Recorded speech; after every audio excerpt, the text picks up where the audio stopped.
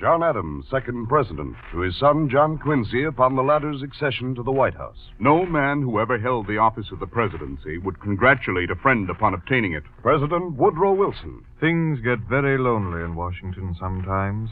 The real voice of the great people of America often sounds faint and distant. Franklin Roosevelt in the wartime spring of 45. The detail of this work is killing me. Admiral George Dewey, who could afford to feel somewhat differently. He never became president. If the American people want me for this office, I'll be only too willing to serve them. Since studying the subject, I am convinced that the office of the president is not such a difficult one to fill.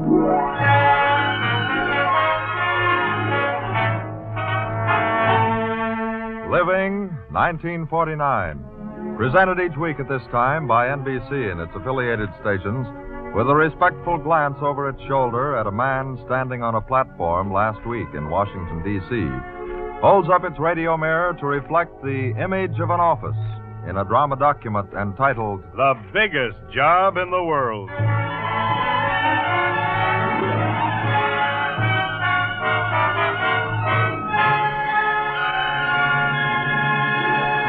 Now, once again, here is your narrator, Ben Grauer. Greetings, America. Last week in Washington, the same hand which on Thursday was raised to take the oath of office, on Monday gripped pen to sign a special message asking Congress for power to reorganize that office.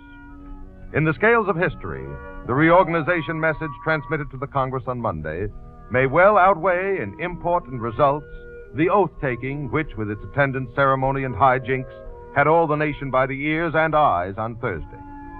Our concern today is mainly to ask why. Why has the presidency, the man, and the executive, the office, been made the subject of a searching study by Herbert Hoover and a commission of picked administrative minds? Why, using their conclusions for evidence and support, did President Truman feel impelled to ask for reorganization powers? And what about the founding fathers? How did they conceive the presidency, its powers and limitations? How, in a century and a half, has the office grown to its complex, commanding stature of today? What men made it so? And finally, has the presidency become a burden too overwhelming for any one man to handle?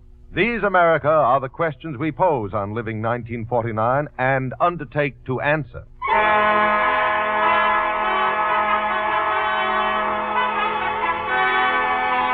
For our beginning, we go to Philadelphia, to that neat little state house where in the summer of 1787, 162 years ago, were gathered Washington, Madison, Randolph from Virginia, Morris and Hamilton from New York, James Wilson from Pennsylvania, and 20 others. Great men, newly free and determined to remain so, they are fashioning the blueprint of a nation. On this hot summer day in 1787, they debate the place of the executive in their new Constitution. General Washington in the chair will presently recognize Mr. Wilson of Pennsylvania. The points at issue seem to be whether to repose the executive power in one man or in a group which shall choose the executive, then the length of term of office, and most important of all, whether the executive shall have real power or be a mere echo of the Congress. Mr. Wilson, I much prefer a single magistrate. The single executive is the breeder of monarchy. Mr. Sherman of Connecticut. The number should not be fixed, but the executive ought to be appointed by and accountable to the legislature. Gentlemen, one moment, gentlemen. If he ought to be the guardian of the people, let him be appointed by the people.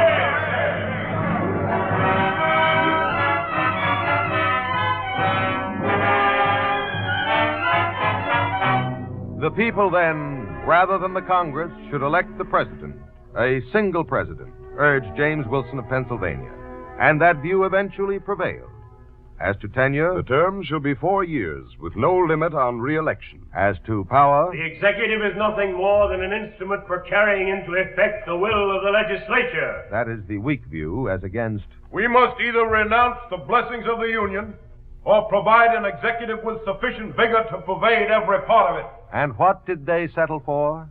The Constitution, as adopted, told the president he could make treaties, but only by and with the advice and consent of the Senate. They told him that he could make appointments, but only by and with the advice and consent of the Senate. They even gave him the power to veto acts of Congress, but with a very visible string attached. If 2/3 of the House in which the bill originated still wanted the law, they could pass it again, send it along to the other House, and if approved by 2/3 of that House, it shall become a law.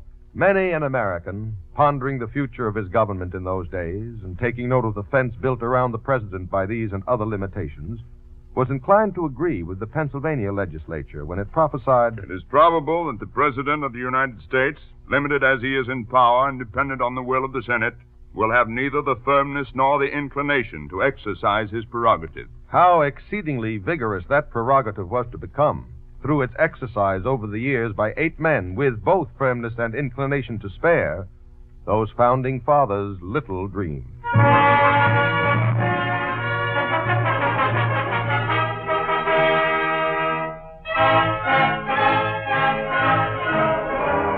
I do solemnly swear that I will faithfully execute the office of the President of the United States and will, to the best of my ability.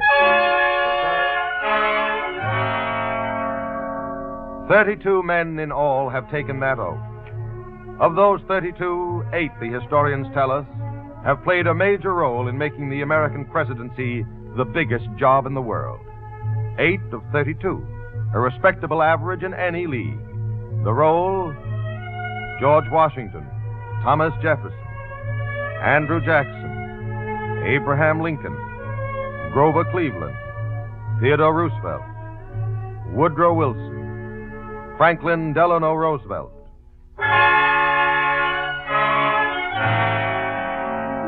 Question: what makes for a strong president? Well, one explanation is summed up in the phrase crisis and personality. A combination, the times and the man. Who knows what president, listed as a mediocrity from the long perspective of history, might have risen to the challenge had there been a challenge. Now, for reason number 2 for the evolution of presidential power, we call on historian James Bryce. The larger a community becomes, the less does it seem to respect an assembly. The more is it attracted by an individual man. The sheer growth of our nation, then, the mere impact of swelling numbers, served to elevate the prestige of leadership, to make us look to the White House rather than to the Congress for the answer to questions that trouble us.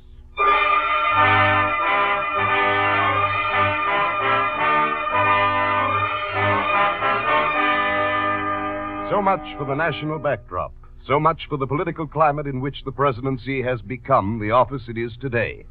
Now, what about the men?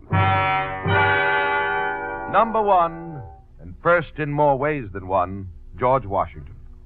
His was the crisis of national birth, and he handled it superbly, with the dignity, the honor, the scrupulous sense of duty which made him the natural leader in a generation of great men. George Washington set the pattern for the biggest job in the world. Number 2, Thomas Jefferson. His contribution? Assertion of party leadership. He saw in the political party an instrument and a weapon for the hand of the executive. And so President Jefferson summons to the White House a group of party leaders. And now, gentlemen, I suggest that the proposal for the purchase of the Louisiana Territory be made by you in Congress, rather than publicly by me. This will put upon the purchase a desirable character, as though it be the will of the people, and not a mere whim of the executive. Thus, through his party in Congress, Jefferson devised a tool and set a precedent for moving the wheels of state. Number 3. By thunder, here's the man for me. Yes, sirree, a man that is a man. Yep, tough as nails, a fellow to scare setting hens off in their eggs. Well, when he makes a speech, the roof rings like it's hit by a goddamn combobulated thunder gust. They say his old lady can crack walnuts with her teeth. Sure, regular folks like us. He's for the little fella. And he's for us, and we're for him. We aim to elect a president. President of the unwashed and unterrified. Yes, sir, by gee, we'll show them Bay State nabobs, them tidewater tycoons. We'll elect our man for a change. And who is he? Old Hickory. Who? General Andy Jackson.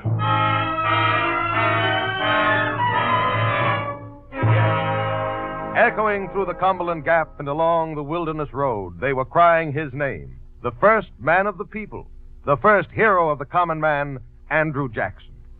And he came to the White House, this stubborn leader, stubbornly convinced that he bore in the pocket of his faded campaign coat a mandate direct from the people, a mandate bidding him to brook no nonsense from anyone, least of all from Congress. His contribution to the presidency was not so much a stiffening of the office as it was a remaking, a revolution. 12 times bills came down from Capitol Hill, and 12 times they went thundering back.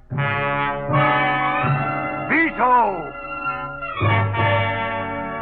He can't do this to us. Why, there have only been 9 vetoes in all past administrations put together. In his most famous veto message, these words of Jackson struck the national ear as pretty rugged stuff. The opinion of the Supreme Court has no more authority over Congress than the opinion of Congress over the court. And on that point, the President is independent of both. Of course, Congress shook its mane and thundered back. Cried Daniel Webster, Such a universal power of judging over the laws and over the decisions of the judiciary is nothing else but pure despotism. And Henry Clay, backing Webster in this battle of the giants. We are in the midst of a revolution, rapidly tending toward the concentration of all power in the hands of one man. This power was... Remember, friends, this is 1833, not 1933. The powers of Congress are paralyzed, except when exerted in conformity with his will. But while Clay and Webster screamed, Jackson merely listened and let the people answer for him. Time after time, the voters returned Jackson men to Congress. In his iron bid for presidential strength, the people were behind him.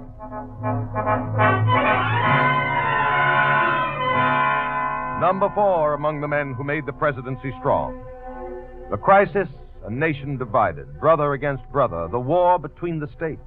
And the man... Old Abe Lincoln came out of the wilderness, out of the wilderness, out of the wilderness. Old Abe Lincoln came out of the wilderness, out of Illinois. Buchanan, frustrated and futile in the face of an issue which seemed bigger than the nation itself, had said, You have no right to secede, but I can do nothing to stop you. But Buchanan's successor, that long, lank, unknown quantity from Illinois, in his inaugural address sang a somewhat different tune.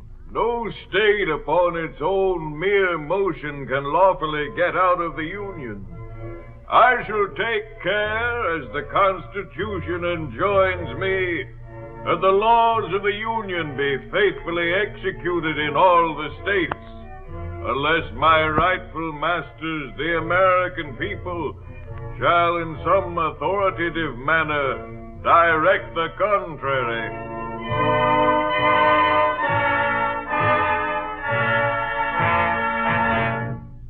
Note well, America, 2 essential points in Abraham Lincoln's conception of the presidential office.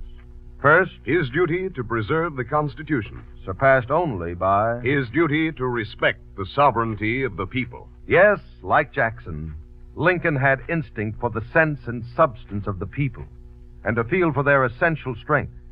Not, however, in support of the naked theory of presidential power, but rather for the preservation of the common good, in short, the Union. Throughout the agony of those years, the war years, Lincoln never allowed the terrible press of official business to raise a partition, an Iron Curtain 1865, so to speak, between the president and the people. Thank you, General, and now, if you'll excuse me... But, Mr. President, I had hoped... I'm sorry, General. There are others waiting, people I must see. But when I came through your anteroom, Mr. President, there was no one... No one? Oh, well, the room was full, of course, but riffraff, sir, riffraff. I mean to say, such common people. Exactly. Like me. And I'd better not forget it. But I see them every day, General, rain or shine. Mr. President, you can't mean Yes, General. I call these daily interviews with the common people, as you say, I call them my public opinion baths. Your public opinion baths? Because they're renovating and invigorating. They help me remember how much I rely, how much the future of us all depends on the confidence and common sense of our fellow citizens. Yes, Lincoln avowed and never forgot that the source and final repository of power and wisdom lay not with the President, nor the Congress, nor the court, for they were merely instruments, but with the people. And that's why, when the time came for him to assert most eloquently, most finally, the timeless, deathless indivisibility of the Union, he chose not the halls of Congress, but an open field where common men had died, where common men now had come to listen. Here gave the last full measure of devotion, that we highly resolve that these dead shall not have died in vain, that the nation shall have a new birth of freedom, and that government of the people, by the people, and for the people shall not perish from the earth.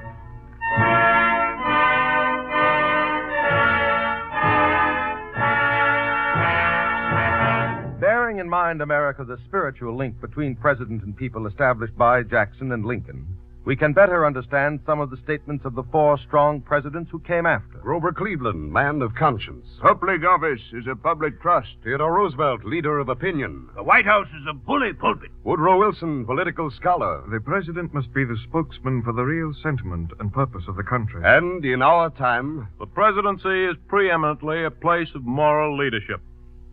All our great presidents were leaders of thought at times when certain historic ideas in the life of the nation had to be clarified.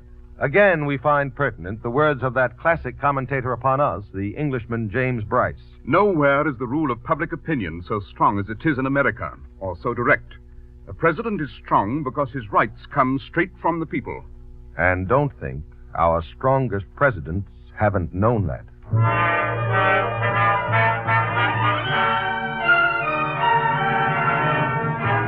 By slow accretion through the years, and as we've seen, with the consent of the people, the power of the president has steadily grown. Until today, the president embodies in himself such a multiplicity of functions, such a diversity of duties and demands upon him, that, in the words of Mrs. Warren G. Harding, I don't want my husband in the White House. The office is killing President Wilson just as surely as if he had been stabbed at his desk. Inventory.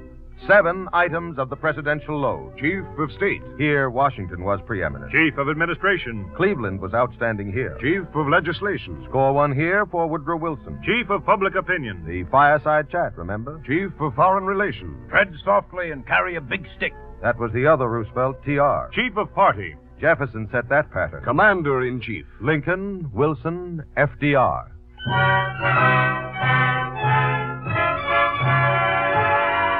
7 items, and every one certainly in itself a full-time job in its larger policy-making aspect alone. Now add to that the endless detail. Mr. President, these bills are ready for your signature. Yes, every act of Congress, every commission in the armed forces, every proclamation, appointment, federal pardon, executive order must be signed by the indispensable hand. All the way from... That the state of war between the United States and the imperial government of Japan, which has thus been thrust upon the United States, is hereby formed. Down to this. The Congress directs Treasury to pay the sum of $100 to Rastus L. Davis of Winona, Texas, in full settlement of all claims against the United States for the watermelons stolen by soldiers from Apache Near. Yes, 600 times a day on an average, the president signs his name. With the same hand which, in reception line after reception line, grasps the hand of king and commoner until, in the words of one writer, his palm grows gray with the grime of democracy. In fact, they tell a story about Theodore Roosevelt. It's toward the end of a long and weary public function at the White House. At last, the president, through tired eyes, sees the end of the reception line approaching. A little man, neutral with the hue of anonymity, steps eagerly forward. He's a Washington tailor. And he murmurs, You don't remember me, Mr. President. I'm the man who made your shirts. Oh, yes. It's nice to see you again, Major Shirts. Yes, even Teddy Roosevelt, even that arch apostle of the strenuous life, sometimes succumbed to the occupational disease, presidential fatigue. Add... State dinner, 6 a season by protocol. Add... Openings, dedications, laying of cornerstones, welcoming delegations. Add... Press conferences. Just one more question, Mr. President, if you don't mind. This one's off the record. After one particularly trying bout with the press, one recent president is said to have observed, I feel as though I've just been examined by the entire staff of the Mayo brothers. In short, the president combines in himself functions performed in England by king, prime minister, cabinet officers, and other officials. And we, the people, insist that he do it. To which sentiment Grover Cleveland wearily responded. When a man assumes a public trust, he should consider himself public property. And everybody's property must be nobody's property, a condition which brings with it great loneliness. Many a president has felt it. It was Cleveland again who put it into words. I'm sick at heart and perplexed in brain. I almost think the professions of my friends are but the means they employ to accomplish selfish ends. Henceforth, I must have no friends. He was speaking, of course, of that ever-vexing problem of patronage, a burden which is said to have killed at least 2 of our presidents. The general atmosphere of damned if you do, damned if you don't, in which a president lives, prompted Don Marquis to observe, There is bound to be a certain amount of trouble running any country. If you are a tyrant, you can arrange things so that most of the trouble happens to other people. But if you are a president, the trouble happens to you. The magnitude of the presidential load was dramatized a fortnight ago, as ex-President Hoover and, a significant aside, the only living ex-president, emerged from a conference with President Truman to meet reporters in the steps of the White House. Could you tell us, Mr. Hoover, what you and the president talked about? Yes. We discussed giving the president authority to reorganize the government by executive order. Is that necessary? Very. If some 70 agencies, commissions, bureaus now running around loose, to be brought into control of one of the departments. Well, where are they now? They focus up directly to the White House. If the president gave each one of them only 1 hour, it would take up 70 of his hours each week. A 70-hour week for but one of the president's many administrative tasks. Perhaps we have just about reached that point, predicted a generation ago by Woodrow Wilson. We shall be obliged to pick our chief magistrate from among wise and prudent athletes, a small class. For men of ordinary physique and discretion cannot be president and live if the strain be not somehow relieved.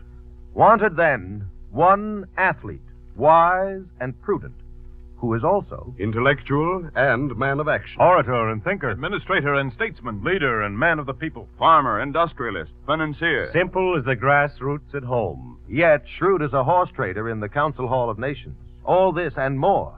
For as a certain First Lady once said, Yes, the president should be both a politician and an administrator. But far more than these qualities, he needs an understanding heart.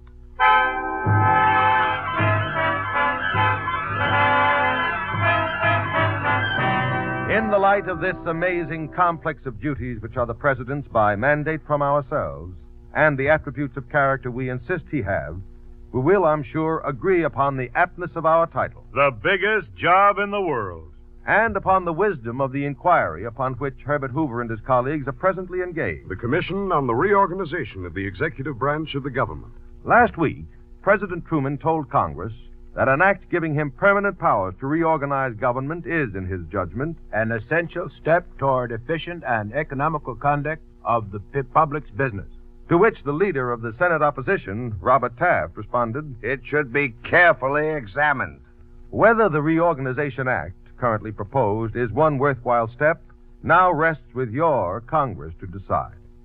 But surely this and every other move growing out of the report of the Hoover Commission, soon to be released, will merit, as Senator Taft suggests, the most careful examination. For, and it implies no disrespect, America, to say it and understand it and say it again, the President of the United States is your creature. You made the office. The importance of that office, not alone to America, but to the world, is today quite literally incapable of overstatement.